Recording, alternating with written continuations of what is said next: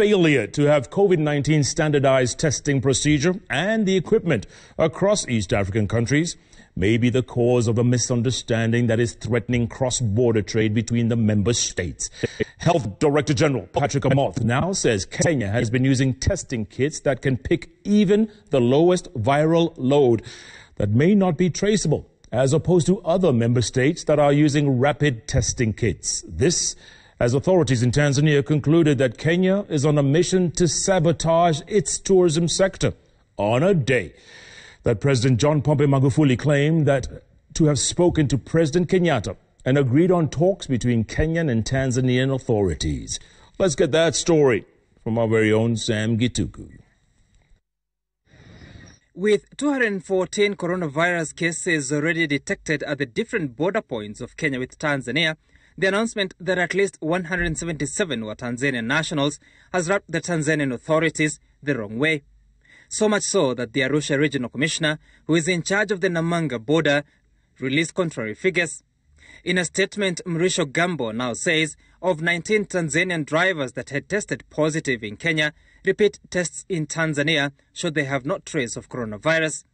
The statement adding that since the 14th of this month, Tanzania has been testing all persons entering its borders. That on the 14th and 16th of this month, 67 samples had been collected from drivers entering Tanzania from Kenya. That of these, 24 had tested positive, 21 of them being Kenyan, 1 a Ugandan, while failing to disclose the nationality of the other 2 patients. Gambo concludes that, quote, "This is deliberate sabotage strategy designed by Kenya against our tourism industry in Arusha and Tanzania at large," end of quote. But the Kenyan Health Ministry is confident of its results, that Kenya is using a WHO-approved technique by the name real-time PCR that is able to pick out the coronavirus even if its viral load in the body is low. Health Acting Director General Dr. Patrick Amoth says some countries or laboratories are using rapid testing kits that may not pick out the virus in its early stages. Rapid kits are based on antibodies. One of the challenges with these antibody-based tests is that the proteins sometimes are produced much later after 14 days. So if you test somebody before the proteins are produced, he or she could be COVID positive, but because the protein, specific protein you are looking for has not been produced, the test will come out as negative. That is what we call a false negative.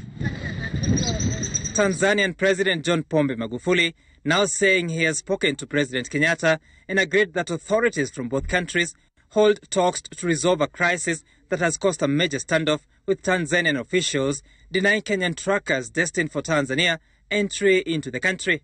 Tumekubaliana na Mheshimiwa Rais Kenyatta kwamba mawaziri wetu wa uchukuzi pamoja na wakuu wa mikoa watakutana na wenzao mpakani na wenzao wa Kenya wajadili hili swala walimalize. Meanwhile, a standoff ensued at the Kenya-Uganda border as drivers from the Kenyan side protested delays in releasing of their results by Ugandan authorities despite having tested negative of coronavirus from Kenyan labs. Siku 4 nzima tuko sehemu hizo tunaongojea result. Lakini mpaka saa hizi vile tulivyo hakuna result tunaipata. Kila tukienda kuulizia sisi twatukana, tunaomba sisi tupeleka corona, sisi ni wagonjwa sisi. Tunaomba hata kama Uhuru Kenyatta mali yako waongea na Museveni kama waana vitu ya kupima corona, wasimamishe kasi, waplani hizo vitu yao, wakisamaliza ndio tuanze kasi. The story of 3 countries that have agreed to keep the borders open, at least for cargo flow, agreed that all drivers ferrying goods be COVID-19 free and have certificates to show the same.